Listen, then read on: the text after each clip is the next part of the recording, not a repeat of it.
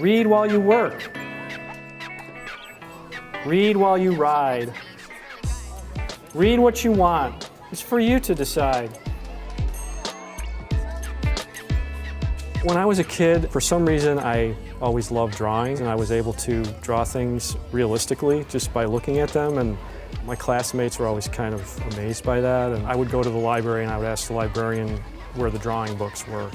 I've always thought of words and pictures going together. I guess that goes back to reading children's books and even comic books. Words and pictures reinforce each other.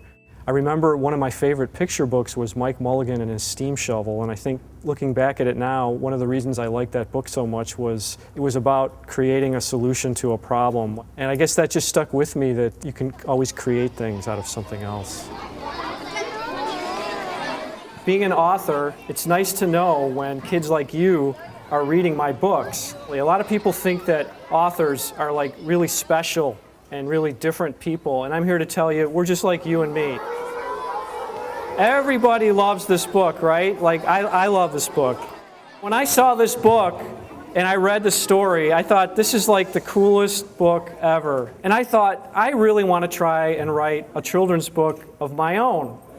I didn't know how to publish a book. I didn't even know where to start. I kept sending out manuscripts and I kept writing manuscripts, but nobody was buying my stories. I just kept trying, and I thought, well, if no one's going to buy my books, I'm just going to make a book for myself. I designed a little book about a train, the Choo Choo book, and it's just a really short 8-page book. And so that was my first book. It wasn't published, but it made me feel good to make a book. I thought to myself, maybe I should write a book about art, because that's what I studied in school. I knew a lot about it, and I kept thinking of more artists and what they looked at and what they painted, and I came up with a book called No One Saw. This is the first book that was ever published, that I ever wrote. And I was lucky enough to have Vincent van Gogh's Starry Night on the cover of my first book. It's one of my favorite paintings. Since that first book was published, I've published 20 more books. I've been pretty lucky to have my books published in not just here, but in other countries around the world.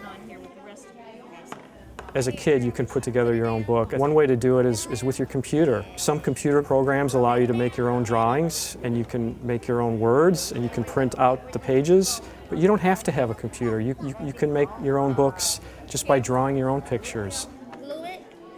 Yeah, the kids, they do read a lot, but they also, I try to get them to draw and color things that are personal to them, because of course that's the most meaningful art, I think.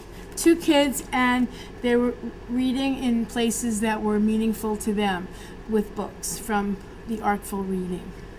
2nd and 3rd grade did action. I'm not sure that music and art and the creative endeavors are included in this core curriculum, and I think it's important. That's what allows kids to become authors like me, and it allows kids to become directors and whatever they want to do creatively. I would make fiction books, art books, and chapter books. I think I would like to be an author and an illustrator. I would like to be an author so I can write about non-fiction books. Writing in school is a little different than writing a book. When you write a book, you can write about whatever you want to write about. So if you enjoy writing, write your own stories. Whatever your school is doing to encourage that, I think you should keep doing that. This is 4th grade. This was the Vermeer interview, so he had to write a story. It's important for children to understand reading, because reading is the key to lifelong learning and experiencing all the exciting things there are to experience in life. Read when you're young, read when you're old, read all the words you can possibly hold. Read to a friend, that's what friends are for. Read all your life, and you'll never be bored. This is a very unique opportunity for them to have an author come in and talk with them, and not only that, but be able to sign the books for them and receive a book. I like to hear what the kids' favorites are. I really hope that this will spark the interest in reading for the rest of the year. Westgate Gator, what's your name? Moses. Morris's. Being creative to me is doing things in your own way. There you go. You don't have to do things the way other people tell you to do them. If you want to draw a picture of a bird and it doesn't look like a bird, that's fine. You can make it look like a gorilla and a bird mixed together. Anything that allows you to be creative in your own way, you should pursue that, because if you love doing it, you're only going to get better at doing it, and it makes you feel good when you finish that project, whatever it might be. One day I'm going to write a book about a girl, and she goes and finds what she's good at. In the middle, she's going to find that perfect moment where she realized that she had what she was good at the whole time.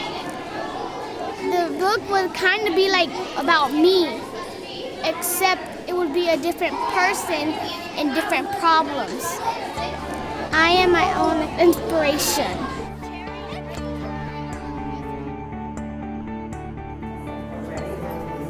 Two artful readers. There you go. You're going to share it, huh? Yeah, they're gonna. All right. Miss Drew or something.